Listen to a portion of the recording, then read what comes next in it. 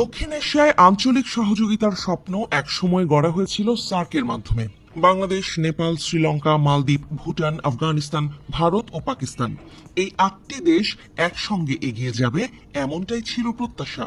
কিন্তু সময়ের সাথে সেই স্বপ্নে ধরেছে ভাঙন। দীর্ঘদিন ধরে সার্ক কার্যত অচল, কারণ ভারত ও পাকিস্তানের তিক্ত দ্বন্দ্ব।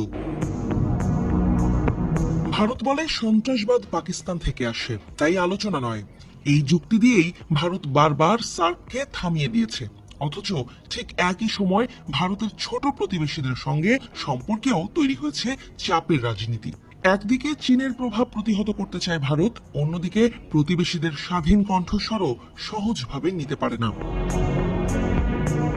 নেপাল যখন নতুন মানচিত্রে নিজেদের দাবি তোলে, ভারত ক্ষুব্ধ হয়। শ্রীলঙ্কা চীনের সঙ্গে বন্দর নির্মাণ চুক্তি করে, ভারত বলে গোপন এজেন্ডা। মালদ্বীপে সরকার বদল হলে দিল্লি চাপে রাখে। এইসব ঘটনায় ধীরে ধীরে একটা বিষয় পরিষ্কার হচ্ছে, ভারত শুধু পাকিস্তানের বিরোধিতাই করছে না, বরং ছোট প্রতিবেশীদের নিয়ন্ত্রণে রাখার চেষ্টাও চালিয়ে যাচ্ছে। কিন্তু বিশ্ব আর এক মেরুর নয়। চীন এখন দক্ষিণ এশিয়ার রাজনীতিতে বড় খেলোয়াড়। বেল্ট অ্যান্ড রোড ইনিশিয়েটিভের আওতায় সে কেবল অবকাঠামোই গড়ছে না, গড়ে তুলছে এক প্রকার কূটনৈতিক জোট। চীনের দৃষ্টিভঙ্গি পরিষ্কার, যদি সার্ক কাজ না করে তবে বিকল্প তৈরি হোক, নতুন আঞ্চলিক সংগঠন হোক, যেখানে পাকিস্তান, নেপাল, বাংলাদেশ, শ্রীলঙ্কা ও অন্যান্য ছোট দেশগুলোর মতামত গুরুত্ব পাবে, এবং সেখানে ভারত শুধু একক কর্তৃত্ব দেখাতে পারবে না। এই প্রস্তাব অনেক দেশের কাছেই আপাতত গ্রহণযোগ্য মনে হচ্ছে, কারণ চীন শোনে, চীন টাকা দেয়, চীন কোনো রাজনৈতিক আদেশ চাপিয়ে দেয় না, এমনটাই তাদের অভিজ্ঞতা। শ্রীলঙ্কা চীনের সহায়তায় হাম্বানটোটা বন্দর গড়েছে, নেপালে সড়ক নির্মাণ, পাকিস্তানে গোয়াদার বন্দর, এমনকি বাংলাদেশেও চীনা বিনিয়োগ এখন ভারতের তুলনায় বেশি। ভারত এই ঘটনাগুলোকে দেখে বাধা হিসেবে, কিন্তু ছোট দেশগুলোর জন্য এটা সুযোগ, একটি নতুন মঞ্চ, যেখানে তারা কণ্ঠ তুলতে পারে, আধিপত্য নয় বরং সমতা প্রত্যাশা করতে পারে। চীন এখনো আনুষ্ঠানিকভাবে সার্কের বিকল্প কোনো সংগঠনের ঘোষণা দেয়নি, কিন্তু কূটনৈতিক স্তরে সক্রিয়তা বাড়ছে। বেইজিং নিয়মিতভাবে এই অঞ্চলের দেশগুলোকে আমন্ত্রণ জানাচ্ছে দ্বিপাক্ষিক ও বহুপাক্ষিক বৈঠকে। এমনকি বিমস্টেকের পাশাপাশি আরেকটি নতুন জোট গঠনের কথা উঠছে, যেখানে ভারতকে রাখা হবে না কেন্দ্রে।